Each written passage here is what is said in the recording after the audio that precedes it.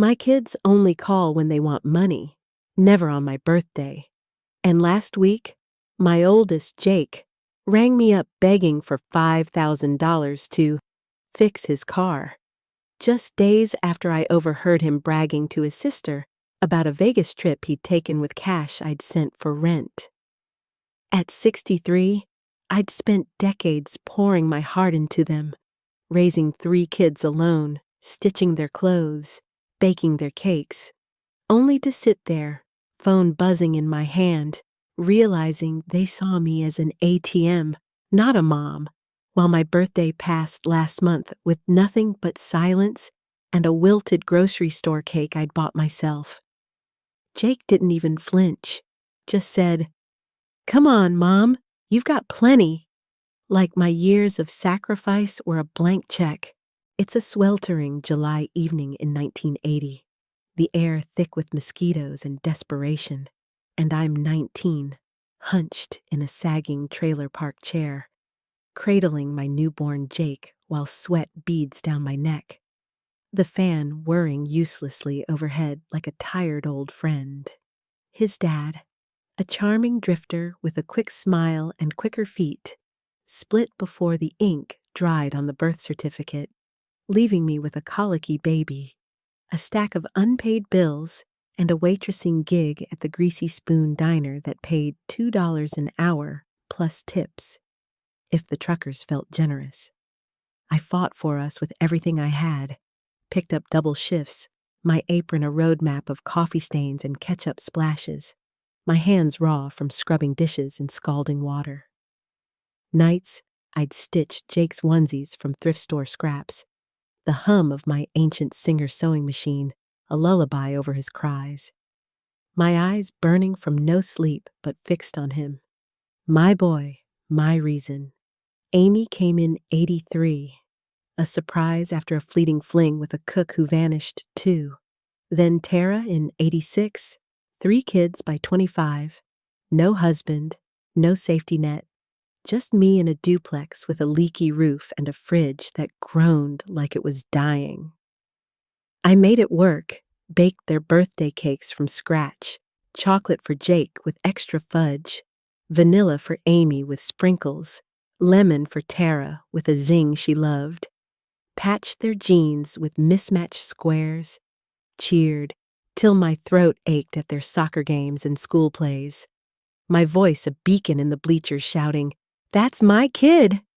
We weren't fancy, hand-me-downs, hamburger helpers stretched with extra noodles, a TV with rabbit ears that flickered. But they were mine, loved to the marrow, and I thought that bond was unbreakable. Forged in sweat and sleepless nights, I clawed my way up for them, step by gritty step. By 95, after years of night classes, nursing books propped on a folding table, coffee cold by 2 a.m., I earned my RN degree, trading diner grease for hospital scrubs. 15 years at St. Mary's, changing bedpans, soothing patients, saving every dime until I could buy a little brick house, a fixer-upper with peeling paint and a creaky porch, but ours. I'd sit at the kitchen table, scarred oak, a thrift store find, helping Jake with multiplication, Amy with spelling, Tara with her wild stories. The oven ticking as biscuits rose for dinner. They grew up, Jake, tall and brooding, became a mechanic with a temper. Amy, bright and bubbly, a hairdresser with a laugh like bells. Tara, my dreamer, bouncing retail jobs with a smile that hid her chaos. I wasn't just mom. I was their rock, their cook, their seamstress, their cheerleader, pouring 30 years into raising them alone, thinking love would echo back forever. But somewhere along the line, that echo faded, replaced by a silence that crept in like damp rot. The first crack hit about 5 years ago, subtle as a whisper in a howling wind. It was late fall, the air crisp with wood smoke and the tang of fallen leaves. And Jake, then 35, fresh off a messy divorce, started calling more. He'd always been my tough one, the boy who'd punch a wall then hug me after, his hazel eyes, Bill's eyes, softening when I'd bandage his knuckles.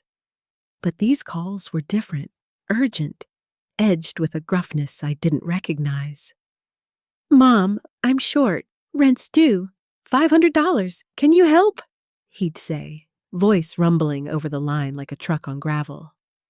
I'd wire it from my kitchen, heart aching, my boy struggling, picturing him in that dingy apartment with peeling wallpaper, his ex's shadow still lingering. A month later, Amy chimed in, 32, her voice sunshine through the phone. "Mom, the salon's slow. $300 for bills, please?" Then Tara, 29, her tone soft but pleading. "Car's busted, Mom. $200? I'd sit there, pen trembling over my checkbook, the glow of my old lamp casting shadows on the walls I'd painted myself, and send it thinking, they're just hitting bumps. After 30 years raising them alone, you don't question need. You give, you fix, you love, picturing their faces as kids, trusting they'd call for more than cash someday.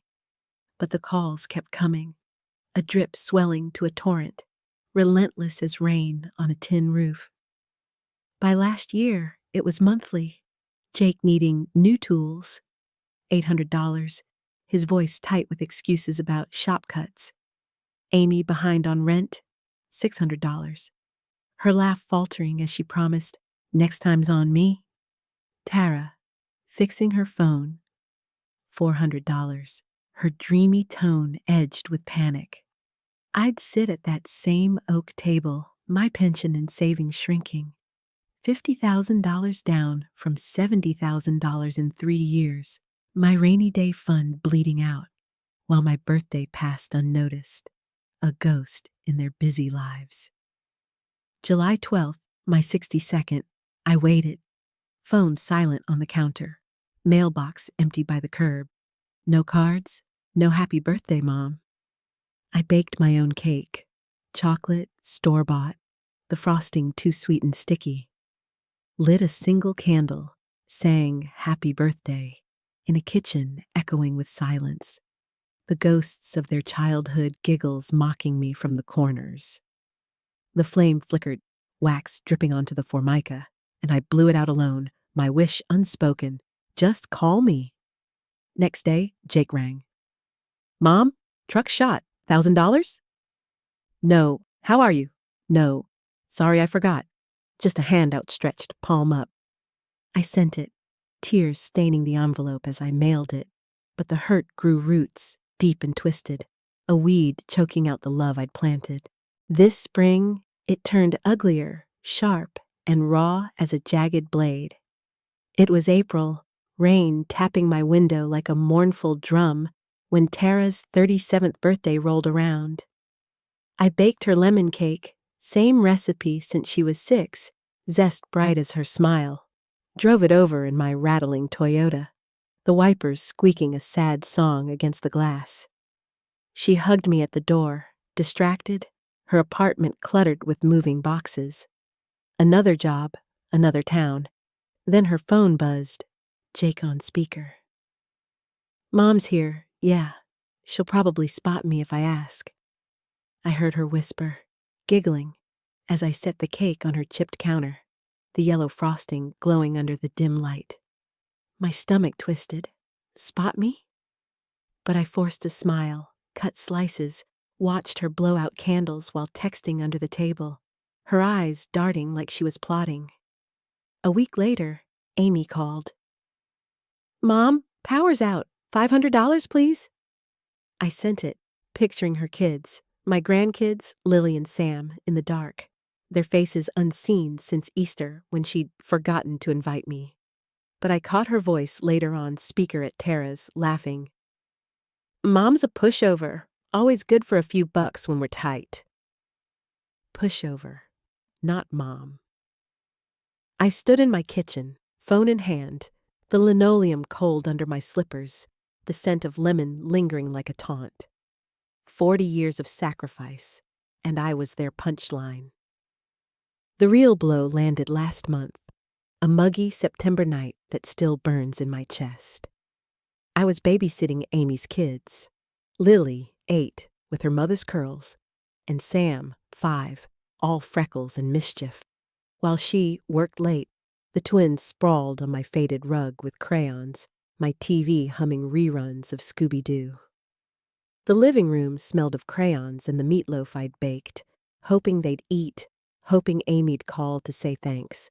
But my phone buzzed at 10 p.m. Jake, voice slurring over the line like he'd downed half a bottle. "Mom, car's toast. $5,000 emergency. You've got plenty, right? Come on, don't be stingy." I froze, crayons rolling under the couch, Lily's giggle fading as I caught Amy's voice in the background, sharp and laughing. "Tell her it's dire. She'll cave. She always does." My heart stopped. Cave? I'd sent him $2,000 for rent in June, picturing him desperate, and here they were, scheming like I was a slot machine. "Where's the rent money, Jake?" I snapped, voice shaking, the kid's eyes lifting to mine, wide, confused. He laughed, too loud, too drunk, a sound that grated like gravel under boots. "Spin it, Mom. Vegas big win, then bust. Had a blast. Come on, help me out." I slammed the phone down, hands trembling, Lily whispering, "Is Uncle Jake okay, Grammy?" I hugged them tight, choking back sobs. 40 years, and I was their bank, not their mom, while my grandkids watched, caught in the wreckage. The weeks after were a slow, suffocating bleed, a fog I couldn't escape. The calls piled up like unpaid bills. Jake, "Car's still down, Mom. $3,000, please?" His voice a growl of entitlement. Tara, "Rent's late. $700? Her tone soft, but edged with guilt. Amy, "Kids need shoes. $400? Her laugh brittle as she promised, "Next time."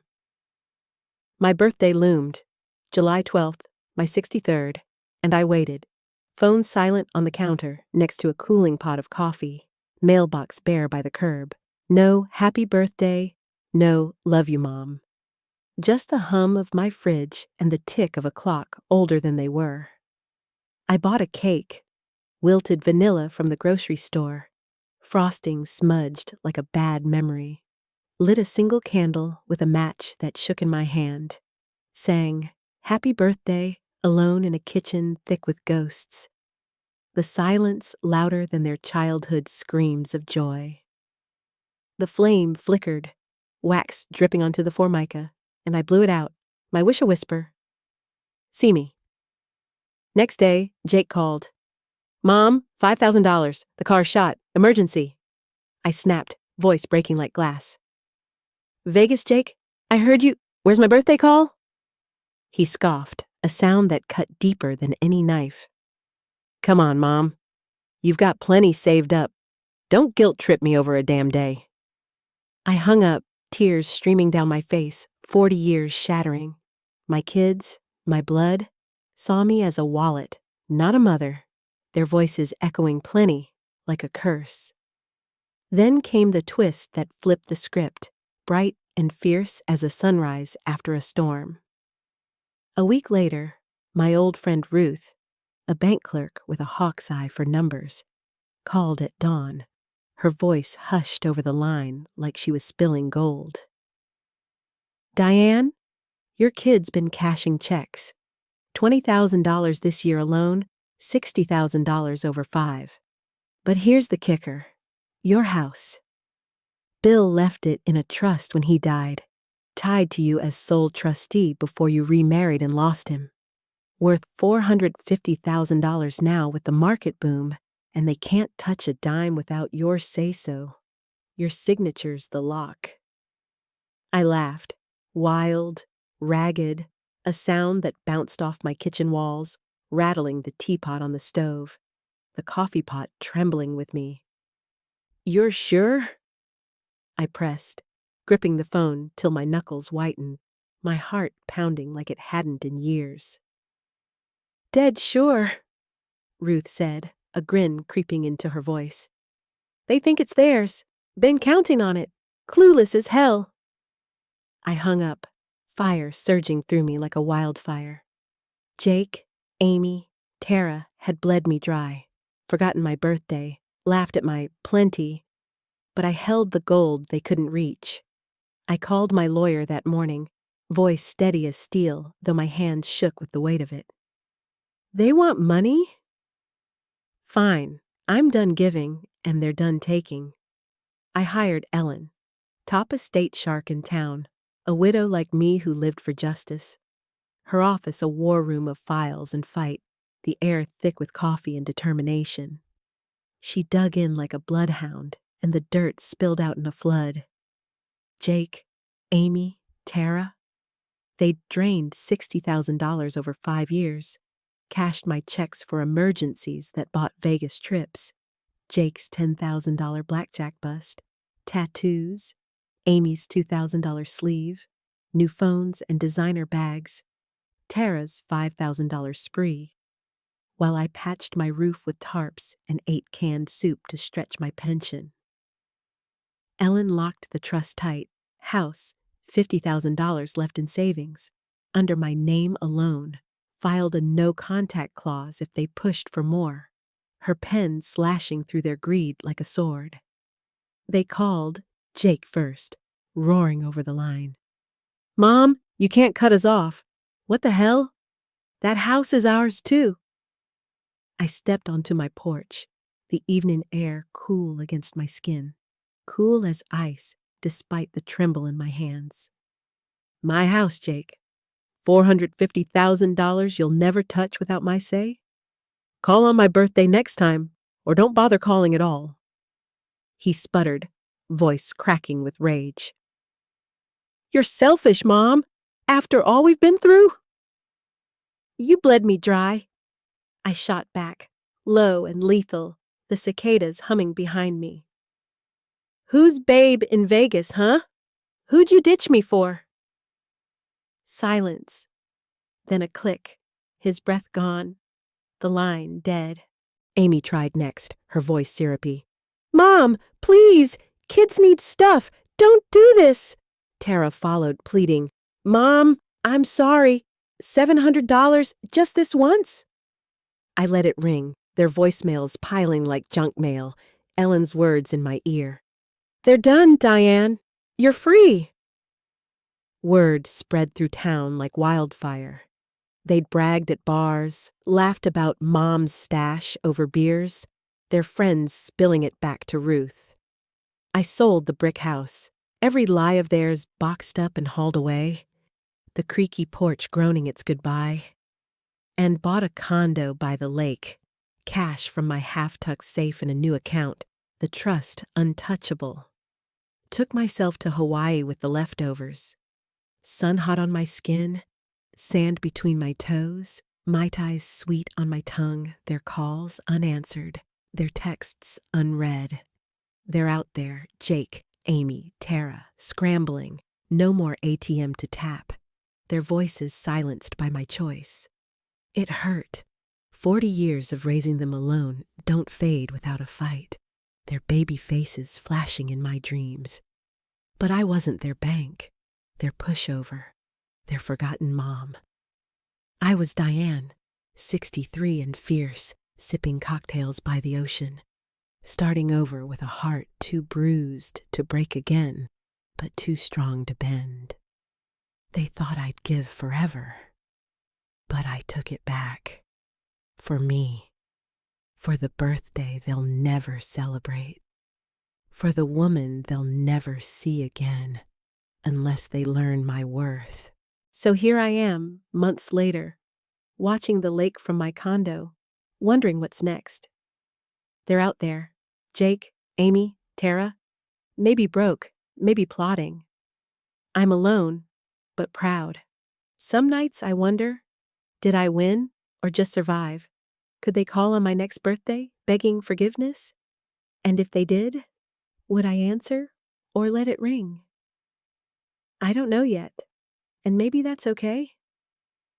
What do you think? Should a woman like me ever open that door again? Or is this where I keep it locked?